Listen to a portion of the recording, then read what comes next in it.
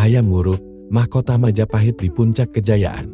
Di sebuah istana megah yang berdiri kokoh di tanah Majapahit, lahirlah seorang putra mahkota yang kelak akan menorehkan namanya dalam lembaran emas sejarah Nusantara.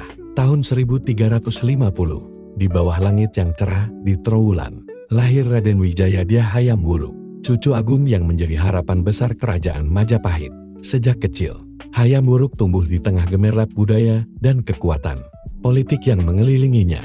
Sang ayah, Raja Tribhuwana Tunggadewi, adalah penguasa yang bijaksana dan pemberani. Sedangkan sang ibu, Raja Patni Gayatri, adalah wanita yang syarat dengan kebijaksanaan dan keteguhan hati. Dalam keteduhan taman istana dan riuh randah pasar kota, Hayam Wuruk mengenal dunia pertama kalinya dengan rasa ingin tahu yang besar. Masa kecilnya bukan sekadar waktu bermain dan belajar, melainkan awal mula persiapan seorang raja yang sejati.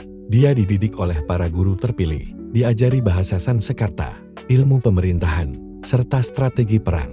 Namun, bukan hanya otak yang diasah, melainkan juga hati dan jiwa kepemimpinan. Sang putra mahkota dididik untuk menjadi penguasa yang adil, bijaksana, dan pengayom rakyatnya.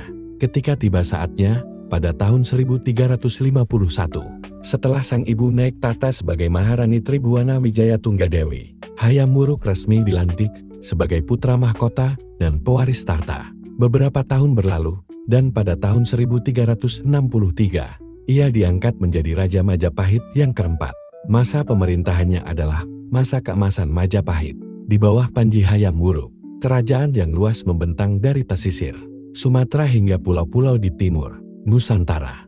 Ia bukan hanya seorang raja yang mewarisi kerajaan besar, tetapi juga seorang penguasa visioner yang memperkuat dan memperluas kekuasaan Majapahit dengan strategi politik dan diplomasi yang luar biasa. Salah satu tonggak penting yang membuatnya terkenal adalah kerjasamanya dengan Mahapati Gajah Mada, sang panglima yang legendaris.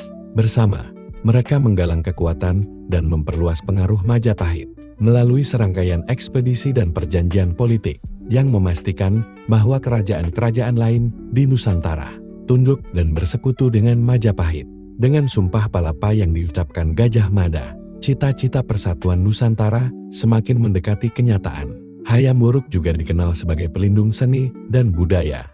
Di bawah pemerintahannya, seni sastra, arsitektur, dan kesusastraan berkembang pesat. Beliau memelihara para pujangga dan seniman, termasuk Empu Tantular yang menulis karya monumental Negara Kertagama, sebuah kitab yang memuat riwayat kerajaan dan wilayah kekuasaannya.